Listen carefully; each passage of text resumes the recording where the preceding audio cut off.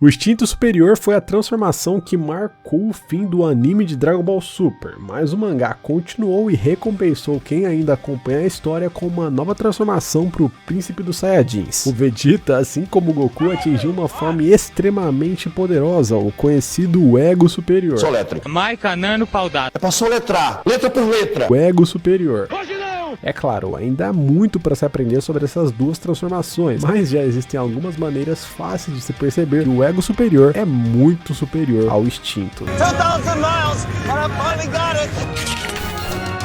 Não existe dúvida alguma quando a gente está falando sobre a capacidade do Instinto Superior. Definitivamente essa técnica é a porta de entrada para um poder tremendo, e sem ele o Goku definitivamente não conseguiria enfrentar inimigos como o Moro ou o Jiren. Dito isso e acompanhando a história, fica fácil perceber que o Instinto Superior aumenta diversas das capacidades do usuário, porém ele não foca na força, ou seja, o poder de luta bruto não é a prioridade. E é loucura imaginar que essa definição se encaixaria para o Ego Superior, já que essa técnica definitivamente foca na força bruta, física e destrutiva. De fato, depois de tudo isso, fica fácil afirmar que o usuário se torna praticamente um deus da destruição. Eu sou um deus, criatura ridícula, e não serei parado por um...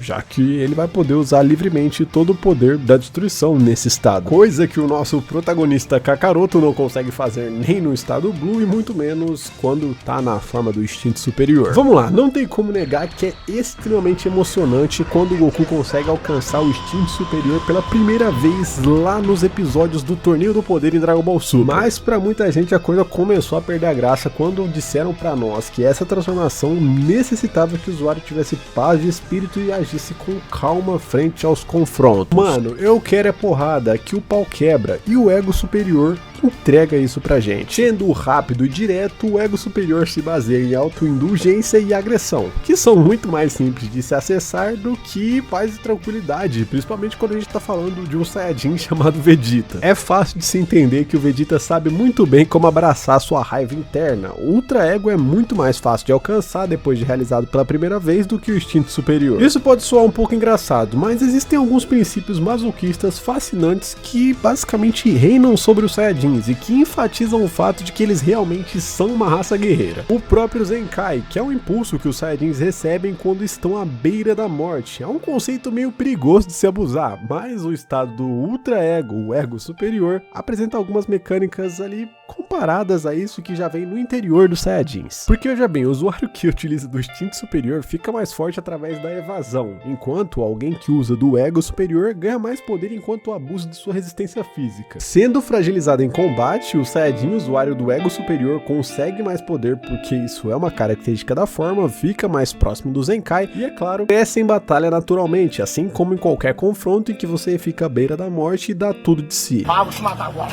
Mas os Saiyajins, obviamente, têm que tomar muito cuidado, afinal, por mais que sejam resistentes como o próprio Vegeta, eles não são invencíveis. As habilidades reais com as quais uma transformação recompensa o seu usuário são e devem ser naturalmente as coisas mais importantes, mas há uma forte ênfase na estética visual que acompanha os novos marcos de cada transformação, principalmente atualmente em Dragon Ball. A aparência da aura de um personagem definitivamente é uma forma clara de intimidar o oponente. O Instinto Superior, por exemplo, apresenta uma aura muito marcante que é característica daquele branco e prata, mas nada muito brutal. Em contrapartida, o Ultra Ego, ou o Ego Superior, é muito estiloso, cara, e tem toda aquela aparência meio agressiva, e o usuário se assemelha muito à transformação do Super Saiyajin 3. Além de que, a transformação conta com uma chama ativa que é capaz de eliminar os inimigos ao entrar em contato. É um nível tão intenso de poder que fica até estranho e absurdo pensar que o usuário consegue controlar aquilo. É tipo briga de gato, saca? Quando ele fica em pé assim pra mostrar que ele é maior e mais forte que o outro, enquanto aquele que fica abaixadinho ali encolhido parece que é mais fraco. É, tipo isso. Esse é o ponto em que Dragon Ball se perde um pouco, afinal ele sempre vai e volta quando se trata em ligar a herança e a classe Saiyajin guerreira com a necessidade de ganhar força e poder sempre e cada vez mais. Pra ficar claro, basta você perceber que muito do sucesso que o Goku tem vem por ele ter formado a própria identidade, mas como a história sempre tem dois lados, o Ego Superior realmente permite que o Vegeta, que tanto gosta disso, se aproxime de suas raízes e sinta um grau ainda maior do orgulho Orgulho Saiyajin. Para ficar mais do que claro, o Ultra Ego, o Ego Superior, não é uma forma reservada exclusivamente para os guerreiros da raça Saiyajin, mas é definitivamente um ajuste natural para os modos violentos que essa raça já possui. Isso aqui é simplesmente incrível, já que o instinto superior é extremamente poderoso e tal, mas a transformação é altamente desgastante, isso não tem nem como negar. O corpo do Goku apresenta e ele sempre vive reclamando de um dreno contínuo de energia, contra o qual ele precisa lutar para manter esse nível de serenidade e, consequentemente, a forma do instinto superior. O Ego Superior, então, não é tão esporádico, é uma transformação projetada para o usuário recorrer repetidamente em batalha. O Vegeta é capaz de se transformar de volta no Ego Superior mesmo depois de ser seriamente espancado e sem ter força nenhuma. Aliás, ele pode usar esse luxo para recuperar a vantagem na batalha. Mata. Dragon Ball realmente adora mostrar uma nova transformação. 3, 2, 1, Gotcha! Mas também ele frequentemente antecipa, e essa nova forma é realmente apenas o primeiro estágio para algo ainda mais magnífico e superior. O instinto superior é diferente de tudo que o Goku já viveu e sentiu antes. Ele rapidamente descobre que esse é um processo complexo e que inclui vários subestágios antes de atingir o estado aperfeiçoado dessa forma do instinto. Ainda é cedo para ter 100% de certeza, mas parece que atualmente não vai ter nada com o que o Vegeta se preocupar em pular de estágios, como foi nas duas formas principais ali do Ultra Instinto. Em outras palavras, ainda é cedo para afirmar, mas ao que tudo indica, não vai existir um Ego Superior aperfeiçoado, perfeito ou definitivo. A técnica veio assim, já está em seu estado final e provavelmente só precisa ser controlada.